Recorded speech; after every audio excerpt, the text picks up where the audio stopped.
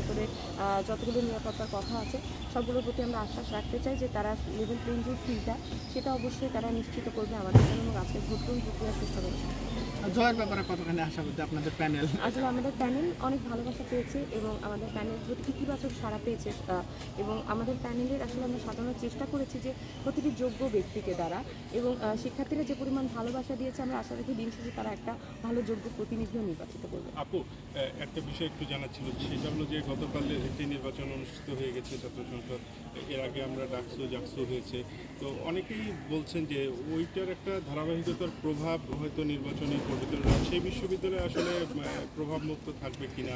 আসলে সকল বিশ্ববিদ্যালয় কিন্তু প্রভাব মুক্ত একটা বিশ্ববিদ্যালয়। আমরা যেগুলো বিশ্ববিদ্যালয় সকল কিন্তু স্বায়ত্তশাসিত বিশ্ববিদ্যালয় এবং সেখানে শিক্ষার্থী আলাদা, প্রার্থী আলাদা, ভোটার আলাদা, তাদের যোগ্যতা আলাদা এবং এক এক জায়গায় তাদের যোগ্যতার মাপকাঠিতেই এক একজন প্রতিনিধি নির্বাচিত হবে এবং আমি মনে করি এখানে যেভাবে যারা যোগ্য সেখানে তারা নির্বাচিত হবে। এখানে আসলে কোন প্যানেল জয়ী হয়েছে আগে সেটার কোনো প্রভাব এখানে থাকতে পারে না। আপনি কোথায় ভোট দিবেন, কখন ভোট দিবেন? আমি রবীন্দ্র ভবনে ভোট করব। আমি ভোট দেওয়ার জন্যই এসেছি, সকলের সাথে কথা বলছি, ইনশাল্লাহ চেষ্টা করব আগে ভোট দিয়ে তারপরে সকলের কাছে আবার যাওয়ার।